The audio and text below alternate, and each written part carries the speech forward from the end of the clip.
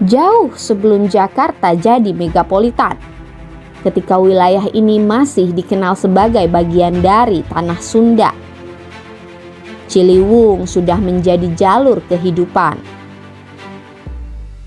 Akhirnya jangan takut lapar kalau di Sungai Ciliwung. Ya.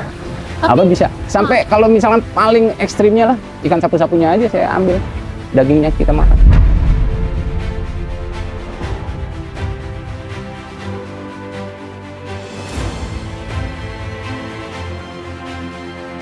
Gampang, cuma intinya sih siap nggak jijik aja sih. Karena biasanya itu cacing yang banyak cacing sutranya itu biasanya itu di mana lumpurnya itu tempat pembuangan limbah warga lah, kayak misalkan entah itu di pabrik tahu itu kotorannya, terus adalah di beberapa kali itu yang buang limbah kotorannya itu masih ke kali, nah itu di kucuran-kucuran itu jadinya lumpurnya aja itu udah bau lah. Jadi fungsi ekonomi yang cukup besar dari kawasan si Ciliwung, terutama Ciliwung itu ya, sangat besar karena dia yang mengabarin kehidupan ini terus berjalan.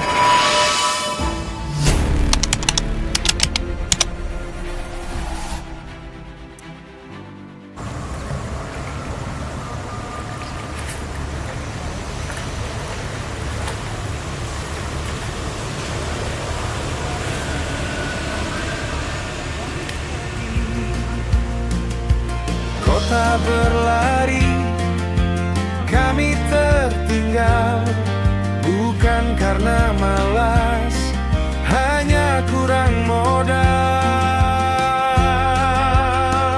Ini sisi lain metropolitan, bukan cerita yang sering disiarkan. Kami hidup di balik kemegahan, menjaga mimpi agar tetap bernyala. Ini sisi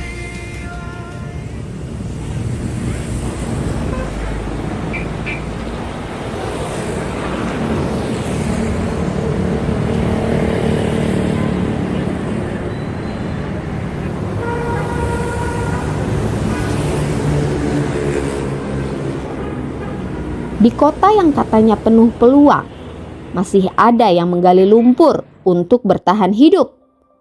Sekilas, Jakarta terlihat terus bergerak maju. Gedung tumbuh, jalanan melebar, waktu seolah tidak pernah berhenti. Tapi di bawah semua itu, ada yang tidak ikut bergerak. Air yang terus mengalir, membawa sesuatu yang tidak pernah benar-benar hilang. Ciliwung. Dan di sanalah Jakarta menyimpan cerita yang tidak semua orang ingin mendengarnya.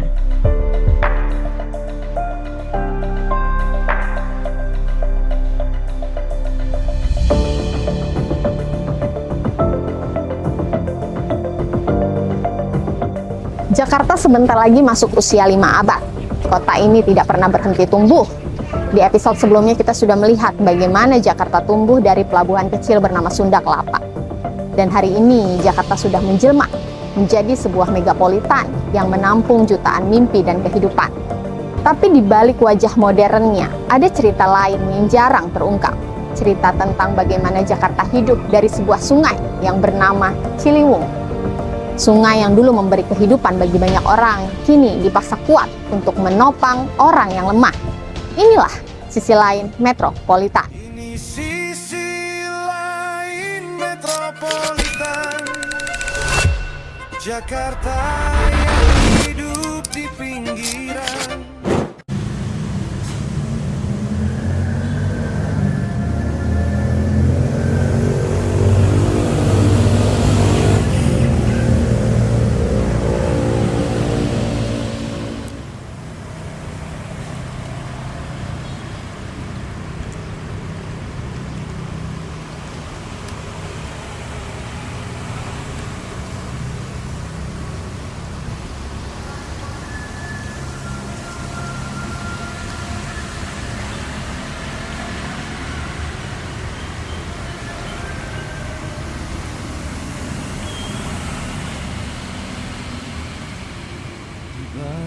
cahaya dan gegap gempita, ada denyut yang berjalan tertatih, hidup yang tumbuh tanpa sorak.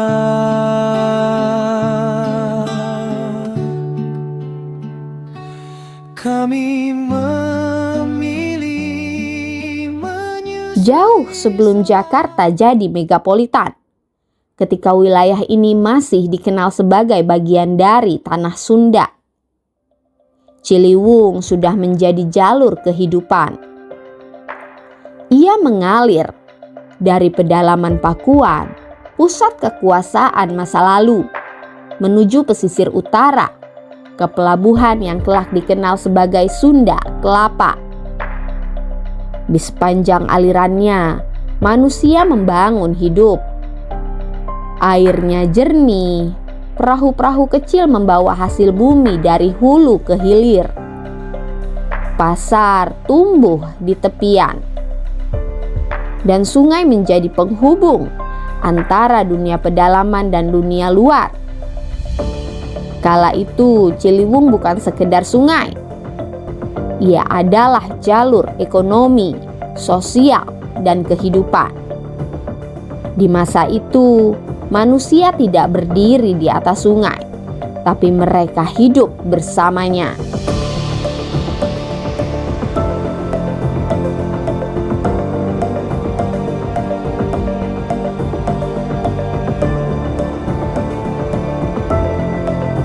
Sungai Ciliwung memang menjadi salah satu sungai yang besar yang sudah dijadikan sebagai ruang transportasi dari zaman itu. Karena kan orang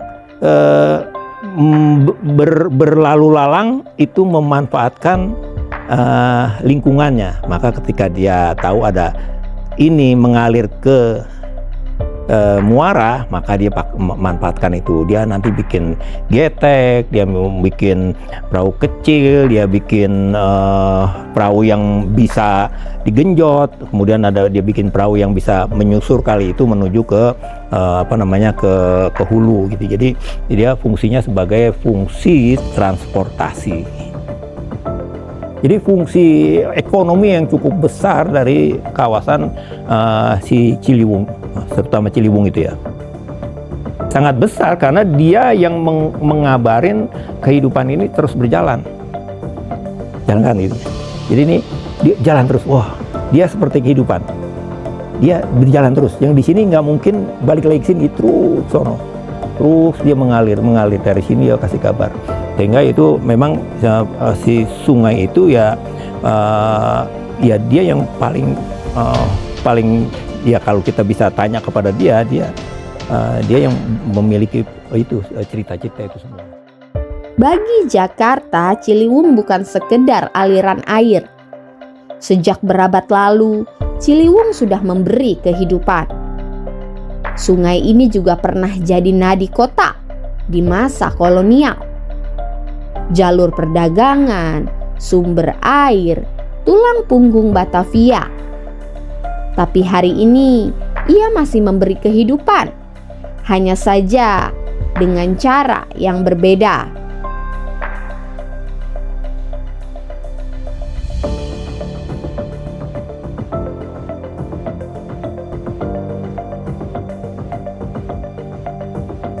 Mulai nongkrong-nongkrong sama teman-teman yang akhirnya timbul dah, yuk kita manfaatin apa yang ada di Sungai Ciliwung, salah satunya cacing sutra. Sempat beberapa kali juga kita main ikan lele atau sapu-sapu, cuma yang sampai sekarang masih berjalan sih cacing sutra. Itu tahunnya mulainya sih pas Covid itu 2019. Mulai awal sih karena teman-teman yuk mulai cacing sutra yuk. Kali aja bisa ada penghasilan dari nongkrong-nongkrong. Kalau aktivitas sehari-hari sih selama 3 tahun terakhir di sini ya saya kebetulan selain jadi pengepul, cuman ada kalanya juga saya turun langsung nyari cacing karena yang nyari sebenarnya bukan saya, cuma ada kalanya saya nyari di sini Terus saya juga ngurus wilayah atas sini nih, yang UMKM kebetulan saya yang ngurus. Jadi untuk warga-warga setempat yang aktivitas di pinggir kali, selain cacing, ada juga yang nyari ikan sapu-sapu. Ikan sapu-sapu, terus ada juga yang kalau misalkan sampah-sampah itu lagi pada keluar, itu kayak yang di sebelah sana tuh kayak dia nyari rongsok lah, bisa dijual lagi, dimanfaatin. Jakarta terus tumbuh.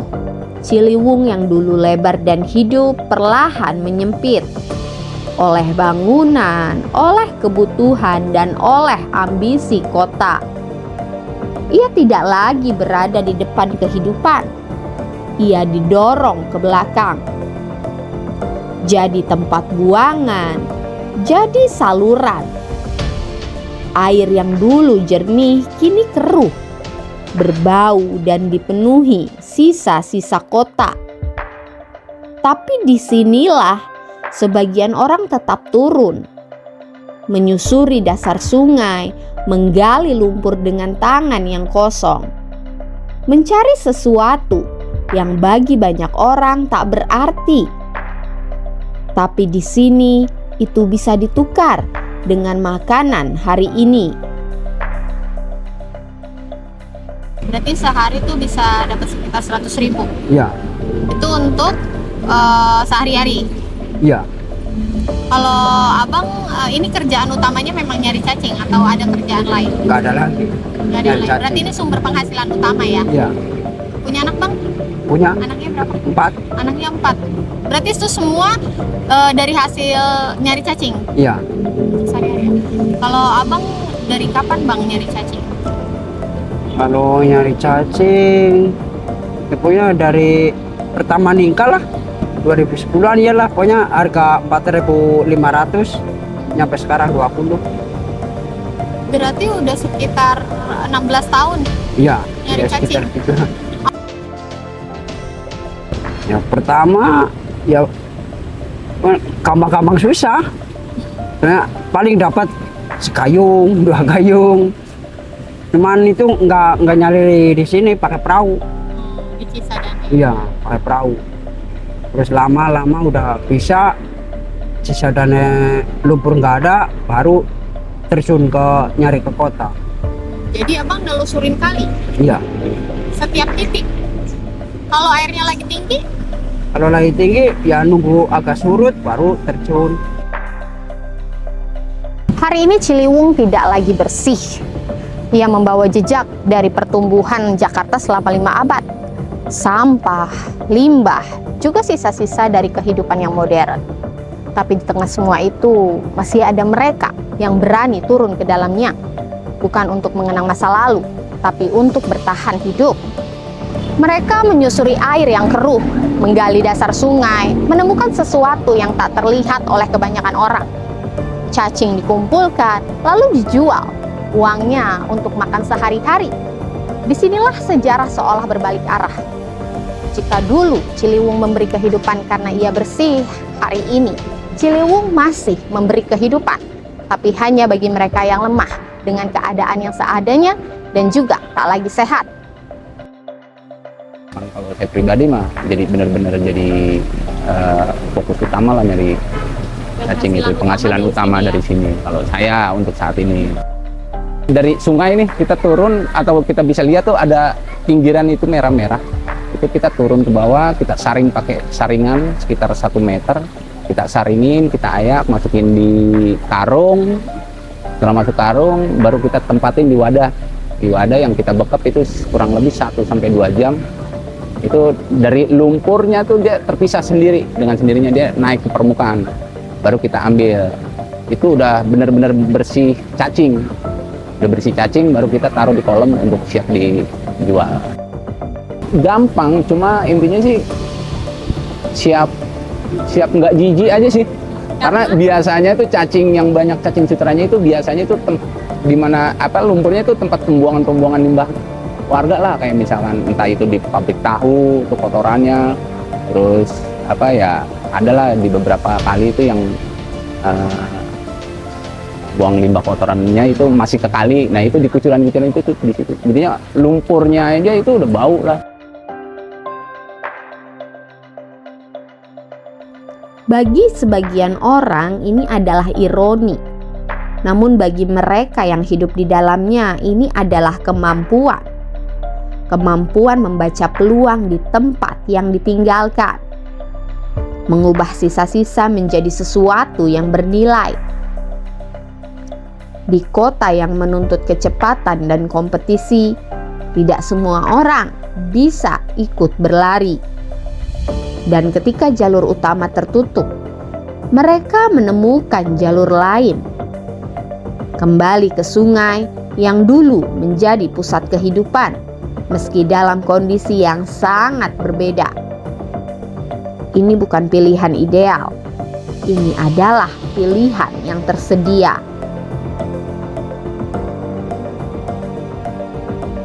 Cari cacing ini apakah salah satu faktornya karena nyari kerja di kota susah atau gimana sih Bang?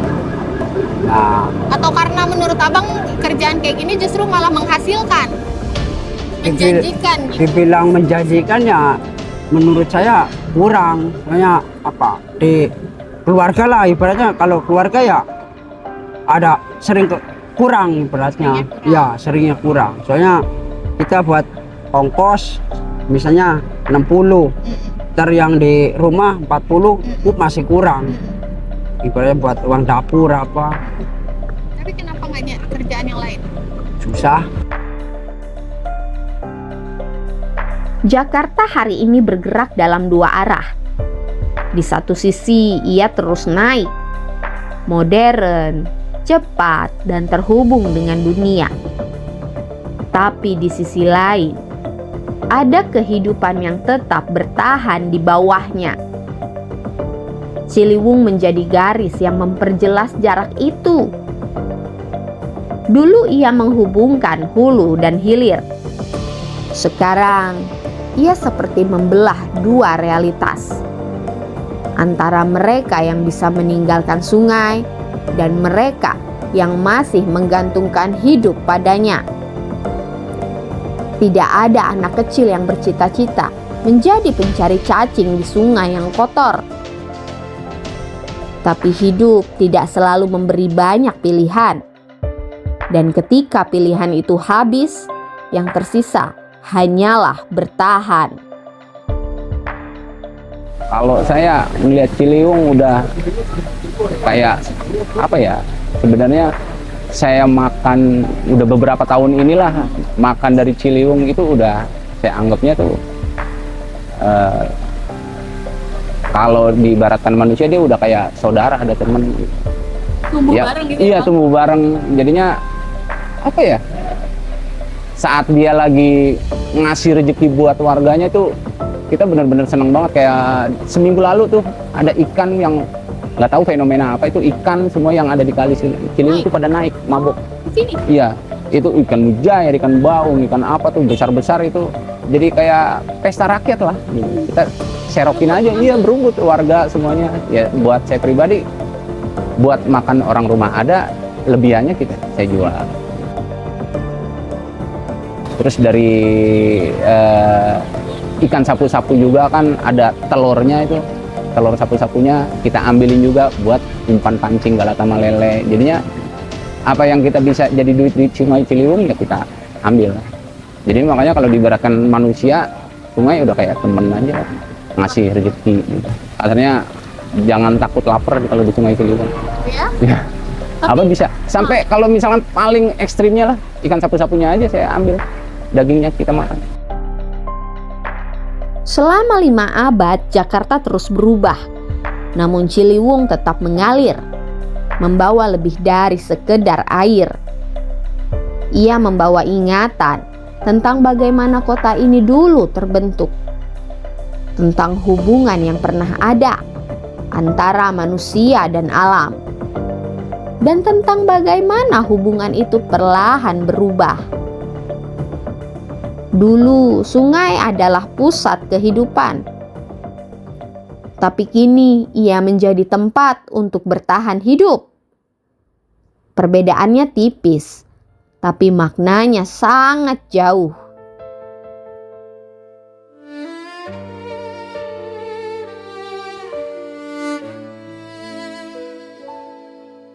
Di balik gedung tinggi berkilau kaca,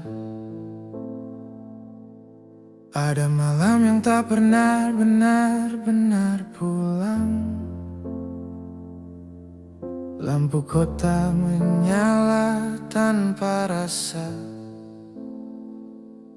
menutup lelah yang dipeluk diam-diam. Langkah kaki berkejaran dengan waktu. Ciliwung tidak pernah benar-benar berhenti memberi. Hanya saja apa yang ia berikan adalah cerminan dari bagaimana kota membentuknya. Dalam alirannya ada sejarah, ada kesalahan, juga ada perjuangan bagi mereka yang bertahan.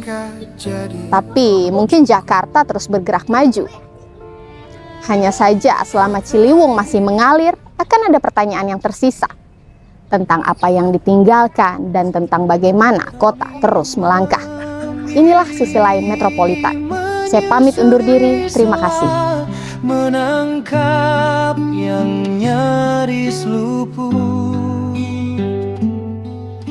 menyimpan cerita yang tak sempat disebut.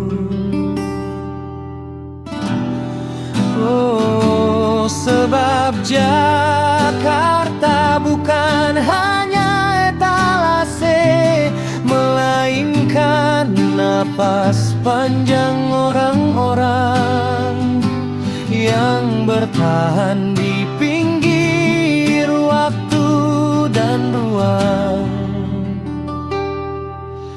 Ini bukan kisah yang dipoles, ini catatan